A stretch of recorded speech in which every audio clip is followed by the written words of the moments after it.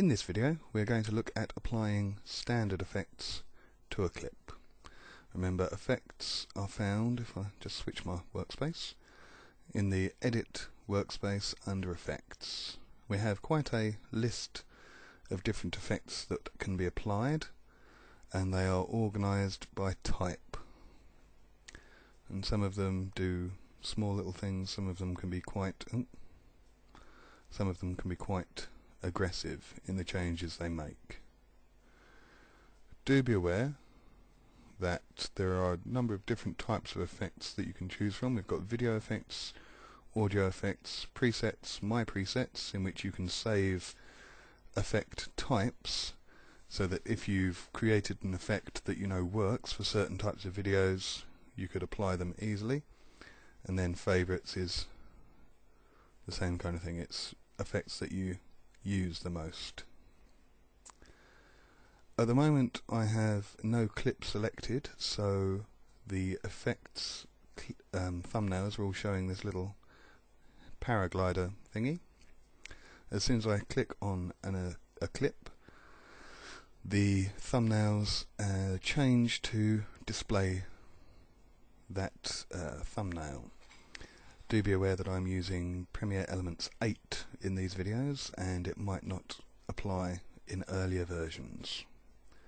I also get a thumbnail of the clip itself to the top of the effects workspace. To add an effect, all we have to do is select the effect. I'm going to go with auto contrast, and then we can either click on apply down at the bottom here, or we can merely drag and drop the effect on top of the clip itself. For some of the effects, such as auto contrast, it applies a change to the whole clip and tries to correct it in the way in which it works. So contrast is the difference between light and dark, levels is a similar thing, and again you just drag and drop over the top of the clip. As we're adding clips, or effects rather, they are added up here to the right of the thumbnail, and be aware, if you don't like the change that's been applied, as soon as you've clicked on that effect, we get the little rubbish bin up here, so we can delete the effect quite quickly. As we saw in the video on fixed effects, we can make changes with keyframe markers. If I go with lighting effects, that has applied that effect over the entire clip. If we wanted to make changes, all we'd have to do is go into Edit Effects, and you see that we've had a new effect entered in to the effects list. We've got the 3 clip fixed effects at the top, so that's image control, motion and opacity, and then below we have volume and balance. The standard effects that we apply will always appear in between the top 3 and the bottom 2 fixed effects, and if I just apply another couple of standard effects,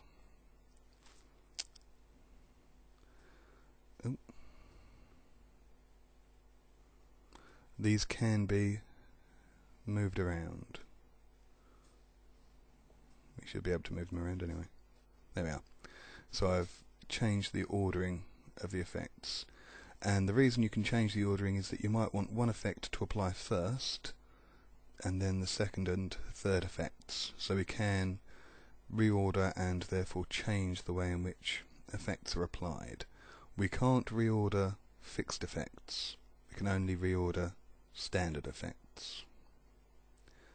So if I want to make changes to the lighting, you can see as soon as I click over the name, I've got the ability to change how that lighting works. So I can increase the intensity, I can change the positioning of the light, I can move that light around. We can also, if I open up that menu, apply the, if I turn on keyframes, we can put keyframes in. It's thinking about it. I perhaps should have chosen a slightly less intense effect to go with. We can change the way and change the timing in which the effect occurs. So it's exactly the same as fixed effects. If I increase the time through the mini timeline in the keyframe view, I can drop another keyframe and change the way in which the effect occurs.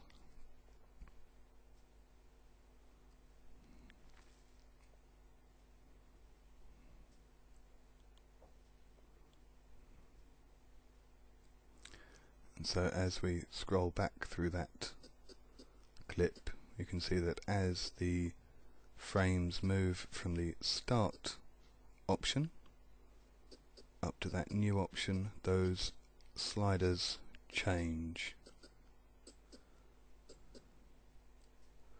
So we've got lots of different options. With lighting effects we can have up to 5 lights, and we can play around with them to our heart's content.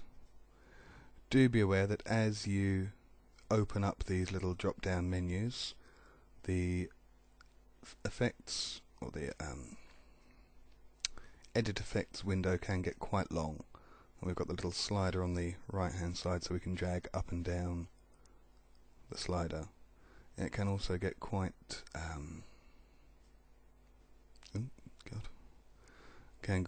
confusing. But again, as I said in the fixed effects video, through use you can learn where we are and make changes that much more easily once you've practiced. So with the standard effects, as I say, I'm going to get rid of that one because it's hogging up the processing power. They do all contain different options. So with adjustments, it's for things like hue and saturation, color, lighting rather, and contrast. For blur and sharpen, we can blur part of an image. So if you wanted to blur out in between sections of an individual clip, for example, if I go with a Gaussian blur and apply that, it has a blurred part of the clip. And again, we go into edit effects, toggle animation on, and then to begin with I'll have no blur, and then we drag it across a little bit and we can blur the image a little bit.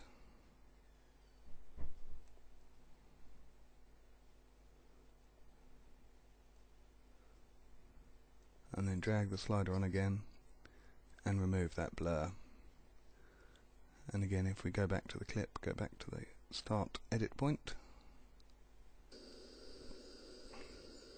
and you can see I've just blurred it out of that clip as it goes through the frames, and then it will start coming back into focus again as it goes back to the next keyframe marker. So that's making use of standard effects, and again there are lots and lots of them, so you can play around with them. Do be aware, as we've seen in this video, as you apply effects it can start eating up your processing power. So if the machine starts getting slower or doesn't respond immediately, don't fear that things have gone wrong. You just have to give it time to catch up. If we have a look at one last effect, and ripple, which is quite nice. And again, all we have to do if we want to make changes to that is go to Edit Effects, turn animation on. If we set the ripple amount to 0 to begin with, then as we scroll through we can apply a nice nice little ripple, and then again remove the ripple. So like I said in the fixed effects video, when applying effects it's a good idea to create a keyframe where the effect is not applied, and then have the effect applied at a second keyframe marker, and then if you want to lose the effect, have the third keyframe marker where it's been removed from the clip. So that is applying standard effects to a clip.